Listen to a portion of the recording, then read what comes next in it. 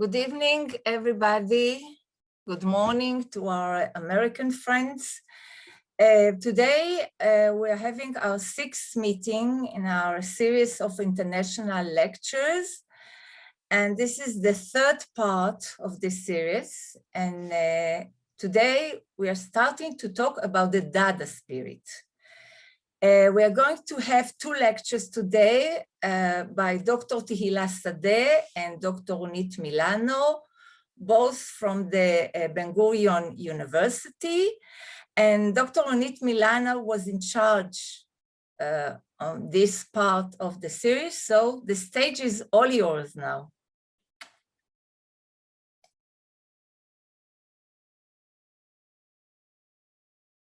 צריכה להוציא מהשתי. רונית, את על המיוט.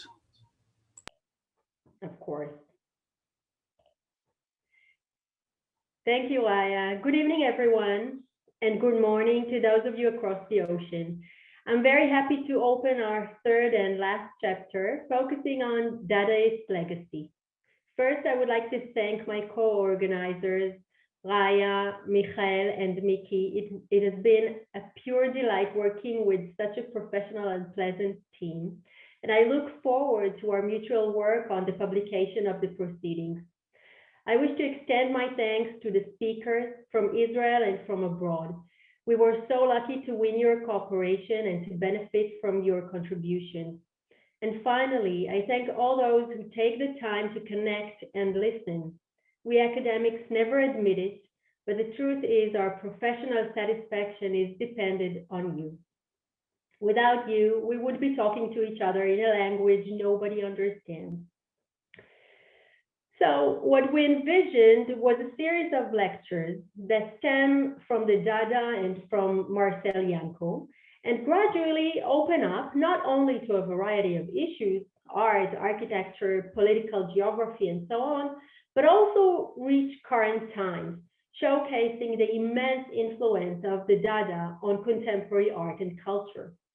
We have opened this series with a chapter on Marcel Janco, the artist, architect, theorist, and entrepreneur. The second chapter introduced an Israeli context to the Dada movement and to Janco's vision. And we now conclude with the legacy of Dadaist ideas and praxis as they are manifested in contemporary art. As I approached the conceptualization of this third cluster of lectures, I was a bit concerned about finding cases and issues that directly relate to the Dada tradition.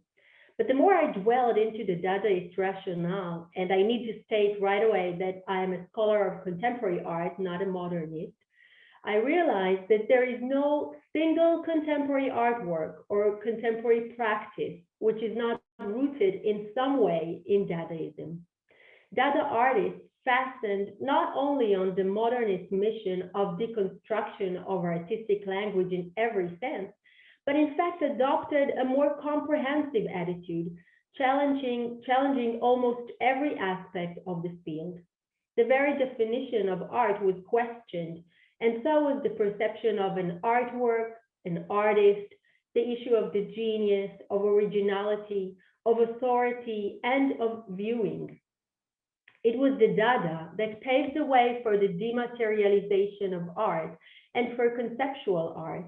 And it was Dadaism which laid the foundation for perceiving the artist as a theorist and for embracing art that is not only radically non-representational, but that essentially redefines the concept of representation and of the visual. So funnily, my work ended up being extremely easy. Hopefully, the three papers I chose on contemporary art will frame the versatile and the theoretical nature of contemporary art that goes back to the Dada movement. We will meet twice and listen to three talks on contemporary art prior to Professor Francis Naumann's keynote address next week, which will close our series. Today, we will hear two papers. Dr. Tehila Sade, my colleague from Ben-Gurion University, will discuss the deconstruction of memory in the works of Israeli artist Yael Bartana, and my own talk will follow, analyzing visuality in the post-truth era through the case of Damien Hirst show treasures from the wreck of the unbelievable. I wish us all a pleasant evening. And without further ado, I give you the floor, Tehila.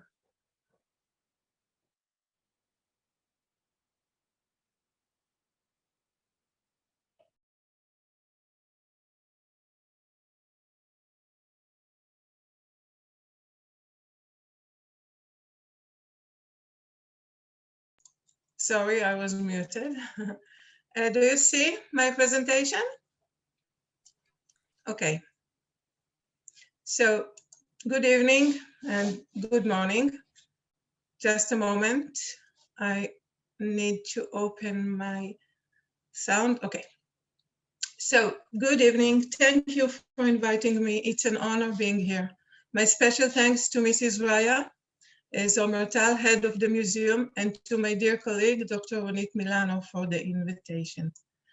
I wish to begin my lecture with two video films. The first depicts probably a reconstruction of German artist, poet, and member of the Dada, Hugo Ball, recite his poem Caravane at the Cabaret Voltaire in Zurich in 1916. In the second film, we will see a short excerpt from Yael Bartana's work, And Europe Will Be Stunned. Produced between 2007 and 2011, And Europe Will Be Stunned is a three-part video work which tells of an imagined story of a Jewish return and resettlement in Poland.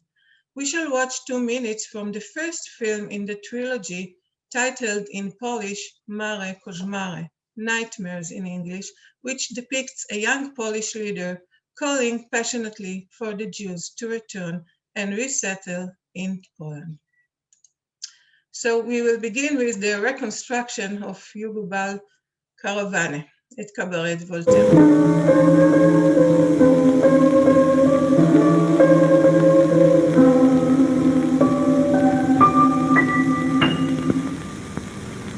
Holy Bambla, Bambla, Holy Bambla, Rosija Faha Blahor, Egiga Korale, Igo Blojko, Rusula Huju, Polaka Holala, Alagu Bum, Blagu Bum, Blagu Bum, Posso Pataka,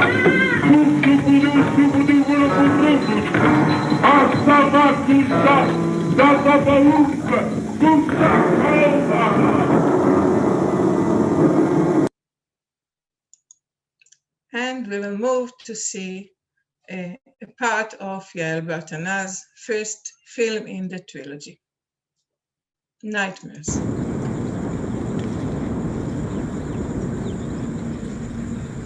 Żydzi, rodacy,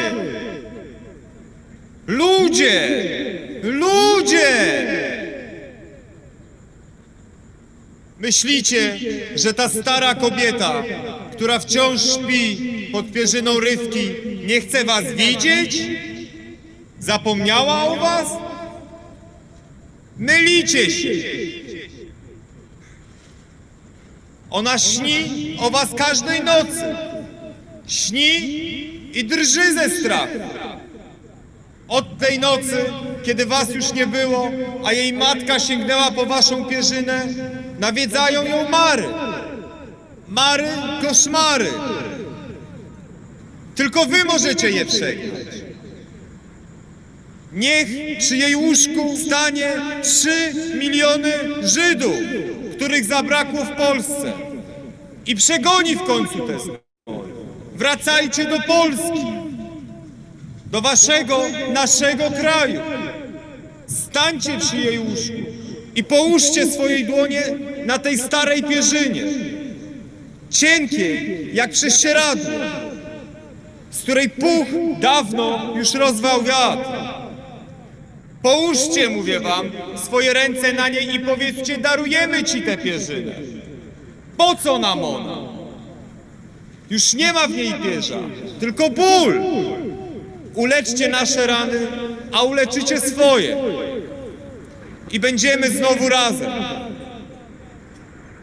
Two films opened my lecture. One, presumably from the beginning of the 20th century, a reconstruction of it. The second, about 100 years later. The first, documentation depicting the cheerful cabaret Voltaire period. The second, a staged and edited video artwork. Despite lacking visual or formal resemblances, one can notice that both films revolve around a main male protagonist standing and speaking. While Hugo Ball's poem Caravane is composed of a mesh of meaningless and unrelated words and syllables, the speech of the Polish leader given in Bartana's work is clear, well-structured, and seems to contain all the right words. I suppose that at this point, some of you may be asking, how do we say it in Hebrew? Ma inyan shmita lehar Sinai? Or in other words, what Jewish-Polish relations in general and Yael Bartana's work in particular has to do with Dada? What are the links between Hugo Ball and other Dadaist poets who wrote poetry before Auschwitz and those who produce art after it? So in my short lecture today, I will try to illuminate some links that in my view exist between some of the Dadaist ideas or practices and this work of Bartana. I will do so not only to demonstrate that despite its very short life, Dada has changed the art beyond recognition and it still resonates in art even of the 21st century, but also to illuminate the contemporary art as being in such a crucial moment in which it undergoes a significant paradigmatic shift from deconstruction and critique to the imagination of socio-political alternatives, a shift which may perhaps change the art practice and criticism immeasurably. I will use Bartana's work as a case study to illuminate these aspects. The speech of the Polish leader is the opening phrase of Yael Bartana's video trilogy, and Europe will be stunned, also known as the Polish trilogy. Not only that this speech, which is given throughout the whole first film, constructs the main plot in which the Jews are called to return to Poland, but it also informs us, the viewers, of the centrality of the language in this work. As we shall see later, language features prominently in this work, coming in the shape of speeches, slogans, anthems, songs, and the like. If we leave Poland and the Jews just for a moment and go back about 100 years in time, we shall find that the language, or rather the linguistic signifiers, are constantly and centrally found at the base of Dadaist artists' poetic works. By means of undermining stable meanings and by destroying the straightforward use value of text, writes Anna K. Schaffner, the protagonists of Dada cut language into pieces, dismember it into fragments, split it into its component parts, and explore its material basis, its structural organization, and the codes and conventions that govern its usage. Schaffner introduced the term language dissection, or bitur hasafa, to the nodist strategy which characterized the works of Dadaist poets, which was not intended only to mirror the devastated world in the wake of World War I, but rather as an interventionist tool used to change thought processes and to increase awareness by the deliberate disturbance of the conventional order of science. The Dadaist withdrawal of logical coherence and semantic content, Schaffner further suggests, was a gesture of protest, the manifestation of a fundamental cultural critique. Intervention into and the construction of social structures through challenging and dismantling language is also to be found at Yael Bartana's Polish trilogy, yet, as I will now turn to show, in a radically different means. Bartana's work tackles one of the biggest fears in Poland, the fear of the Jews' return. And yet, the work was chosen to represent Poland and not Israel at the 54th Venice Biennale. Bartana is the first and only non-Polish national chosen to represent Poland at the Biennale. According to the jury committee, the work was chosen since it goes beyond the format of national art and allows a rethinking of history and nationalism through a course of political imagination. The Polish trilogy opens, as we have seen, with nightmares, depicting a Polish leader giving a passionate speech calling for the Jews to return to Poland. In real life, the speaker and main protagonist of the trilogy is sociologist and publicist Sławomir Sierakowski, co-founder and editor-in-chief of Krytyka Polityczna magazine, Political Critique magazine. The second film, Wall and Tower, is the response to the Polish call, featuring Jewish pioneers coming to Warsaw and establishing a wall and tower settlement in the Muranów area, the pre-World War II Jewish residential area in Warsaw, which became part of the ghetto during the war, just near the Polin Museum and the monument of Nathan Rappaport. The trilogy ends with assassination, featuring the funeral of the murdered Polish leader who called for the return of the Jews. Most of the participants in his funeral dreams of executing his vision of returning the Jews to Poland and establishing a multicultural community.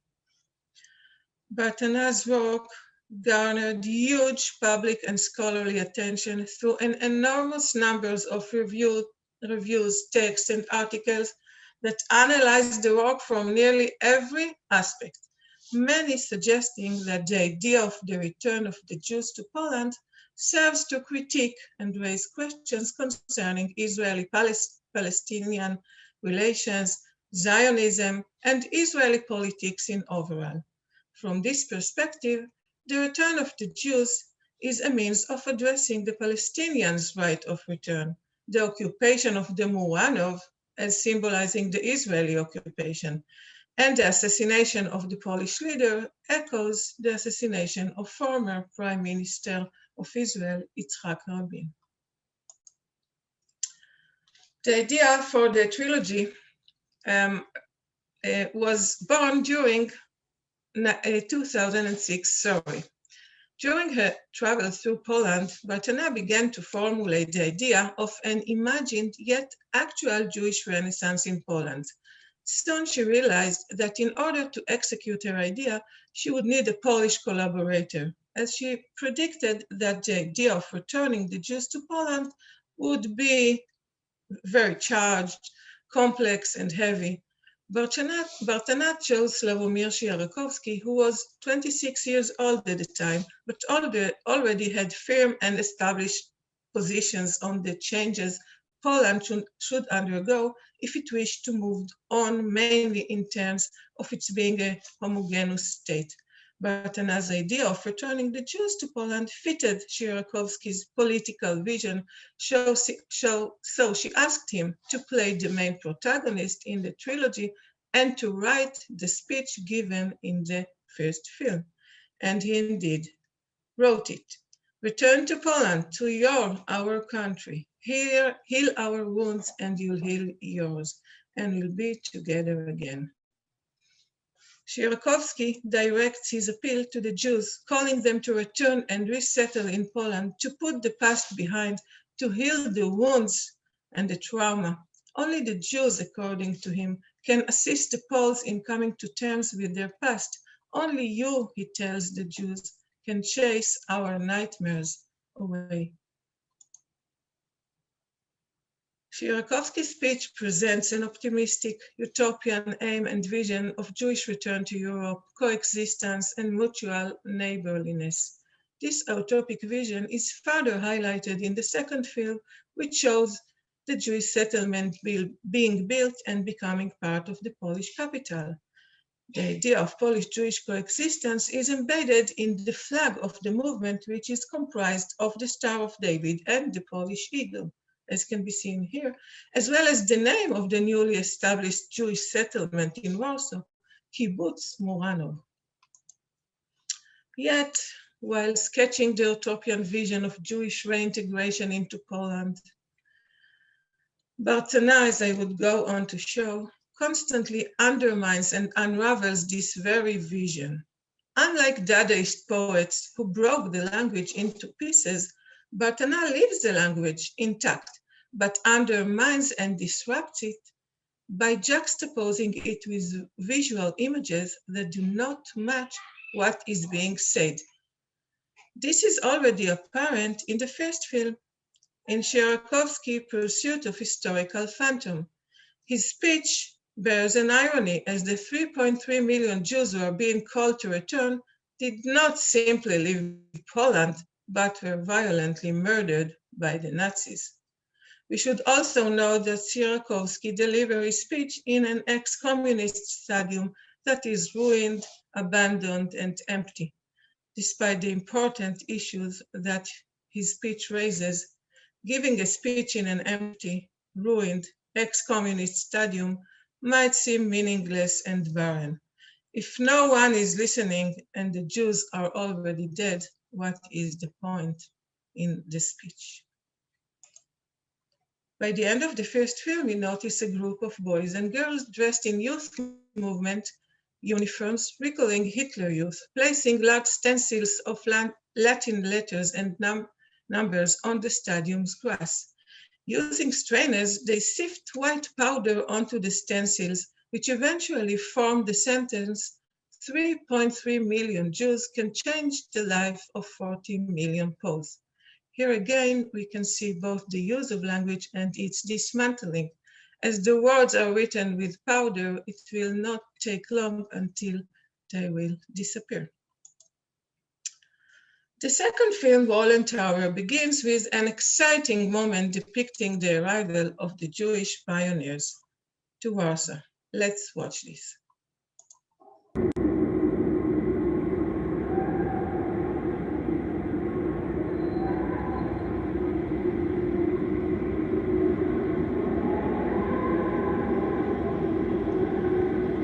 Żydzi, wracajcie do Polski, do naszego kraju. Uleczcie nasze rany, a uleczycie swoje. I będziemy znowu razem. To apel, ale nie apel poległy. To apel dla życia. Chcemy, aby do Polski wróciło 3 miliony Żydów i abyście znowu byli z nami, zamieszkali. Potrzebujemy was. Prosimy, wróćcie.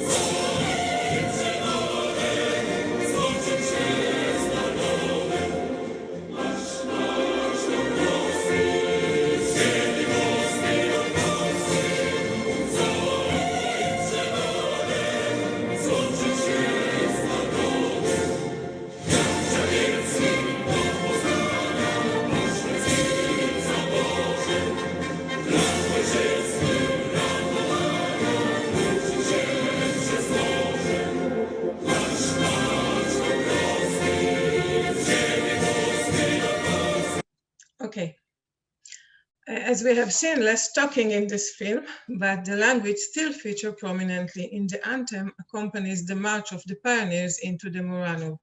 Yet, instead of the Jewish nation anthem, the pioneers marched to the sound and words of the Polish anthem. The Israeli anthem, Hatikva, is further played, but backwards. This move of Bartana serves to undermine the nation state by emptying and dismantling one of the key symbols that represent the state and its values, the national anthem.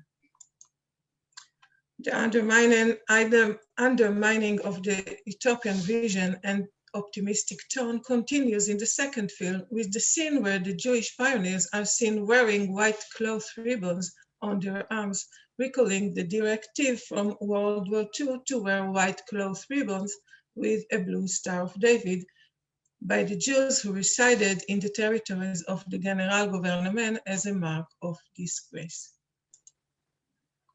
Language gets a main role by the end of the second film with the new pioneers in their new established Jewish settlement are studying new language, Polish.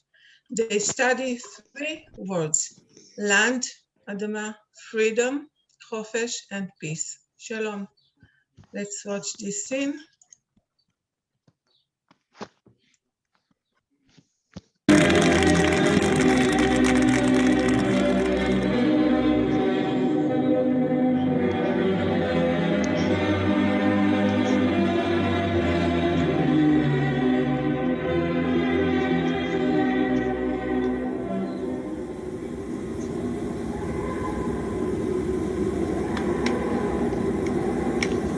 Adama, c'est ziemia.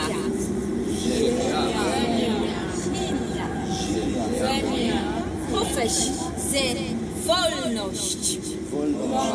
Wolność. Shalom, c'est pokój. Pokój. פולנית היא שפה יפה. כן, נכון. אדמה זה ז'מיה. חופש זה וולנושט. וולנושט. שלום זה פוקוי.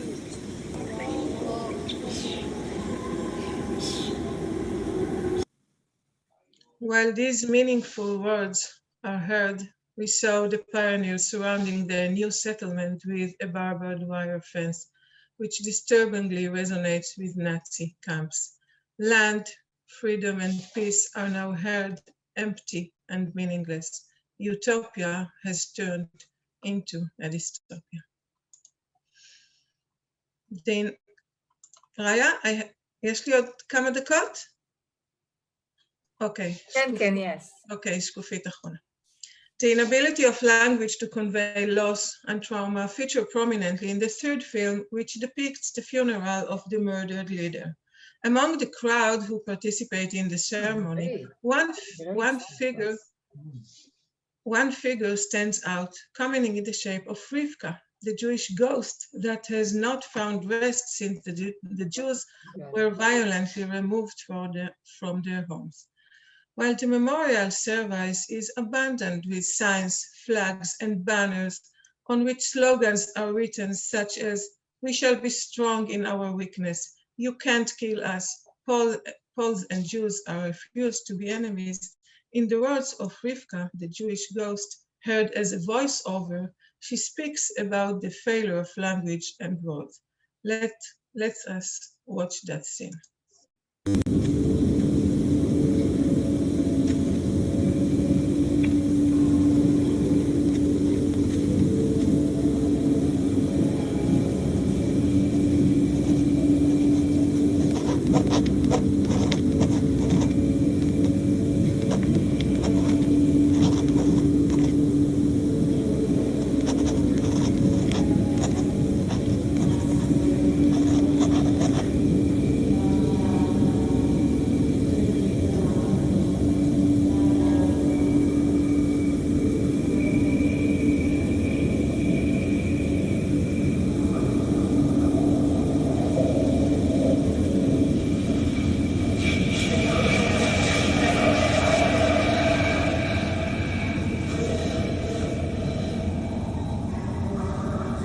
I am Rivka, who was murdered and buried anew, who was disinherited, who was moved, breathless, from the mass graves of Auschwitz, Babi Yar, Treblinka, Majdanek, Sobibor, to the Shrine of Memory, to the Mausoleum of Architecture of the Sublime in Jerusalem. I can be found everywhere. I can be found everywhere. In Stockholm, in I'm Berlin, the ghost of return, in Buenos Aires, the return, on Beverly Hills returning to Boulevard. herself. Sunken in the crypt of grief that cannot be expressed in words, my dead tongue hides something that was buried alive. I'm here to reveal the destruction of the understood through the tongue. I'm here to weave the torture of identity from the threads of forgetfulness. I am condemned to exist in a frozen crystal, saved from healing, removed from the present. Die sich schwer in Worte fassen lässt, bin ich dazu verdammt.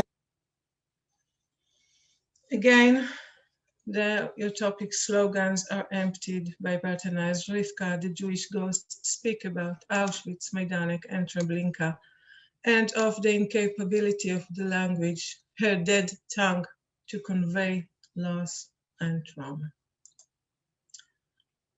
To summarize, like or unlike the Dadaist poets who broke the language and emptied it from its meaning as a means of articulating and criticizing the devastated reality, Bartana also emptied the spoken language as a means of critique and undermining of past grand narratives.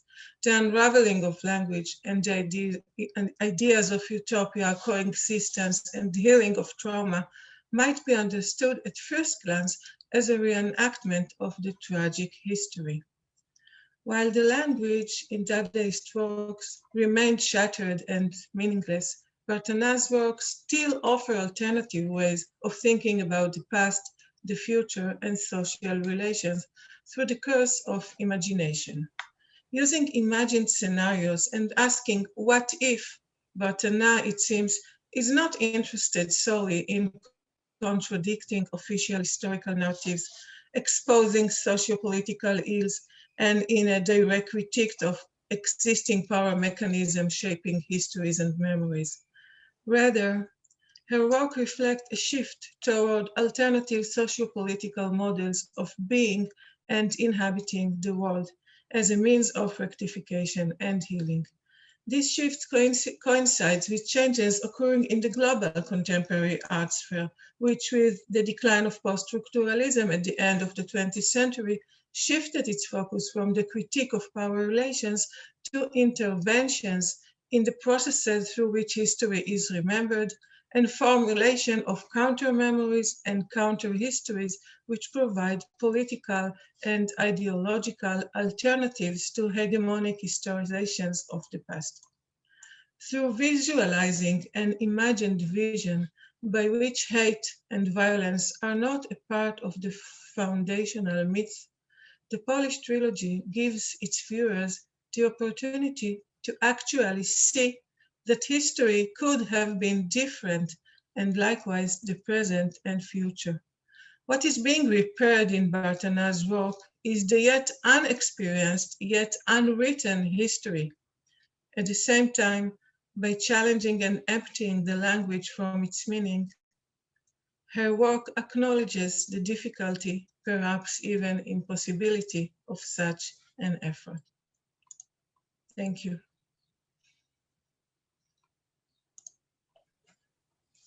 Thank you so much, Tehila, for such an insightful paper. Shall we open up for questions now, Aya? Do you want to keep it to the end or do it now?